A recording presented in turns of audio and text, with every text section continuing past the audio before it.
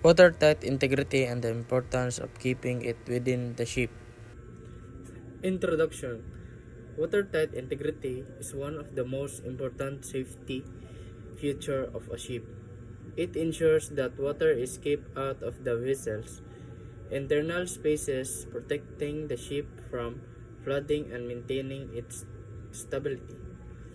In maritime operation, maintaining watertight integrity is essential for the safety of the crew, cargo, and the ship itself.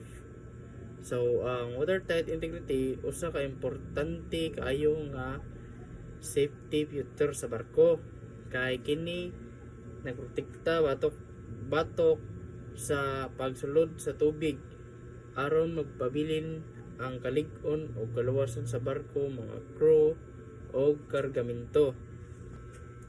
So, what is watertight integrity?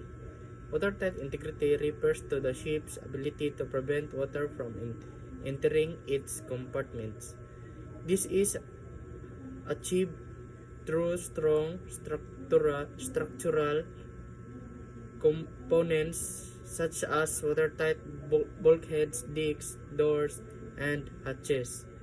These features divide the ship into sections so that if one part is damaged, water cannot easily spread to other areas.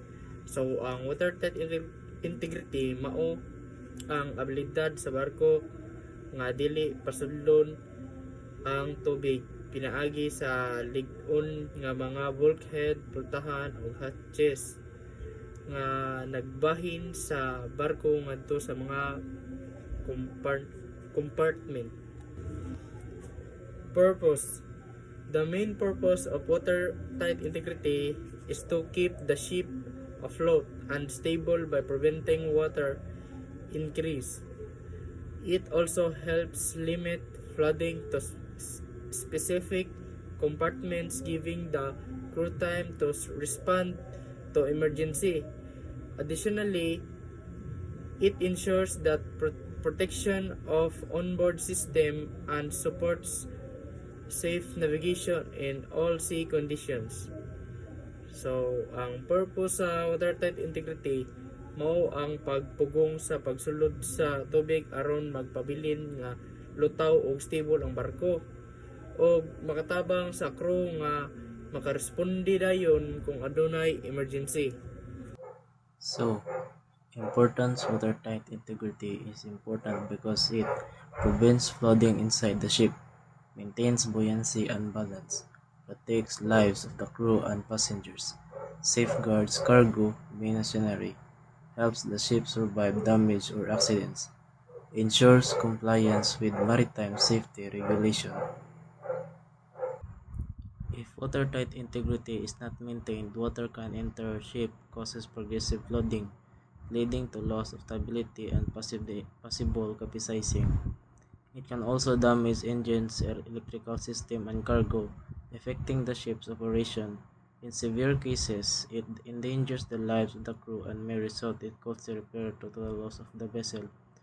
So, dapat kuno ang tubig ma-maintain kay pwede na mosulod sa barko o mag-lead sa o pwede mag-cause ka magguba ang mga makina o mga electrical wires sa barko.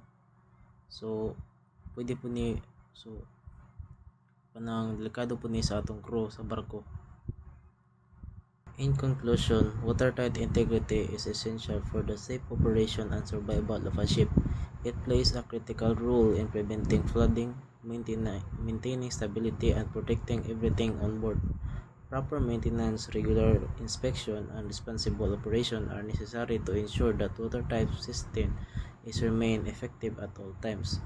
So, ang watertight integrity is maayo kini para mo-survive ang barko o gamit pud ni para ma-prevent ang pagbaha o ma-maintain ang balance sa barko o kanang para ma-safety ang atong mga crew sa pag-onboard. So dapat kanang naka-proper maintenance o kanang naka-proper inspection para ma-avoid ang necessary nga mga problema sa barko.